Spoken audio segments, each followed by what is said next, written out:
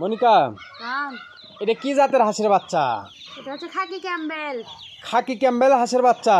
হ্যাঁ, এই হাঁস একটানা কতদিন ডিম দেয়? 18 থেকে 24 মাস ডিম দিবে। একটানা 18 থেকে 24 মাস ডিম দিবে?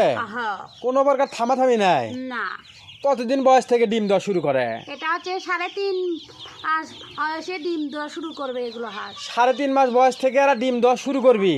হ্যাঁ, আচ্ছা, একটা করে হাঁস একদিন থেকে ডিম পাড়া পর্যন্ত কত টাকা খরচা হবে? আমরা 600 টাকা পিস।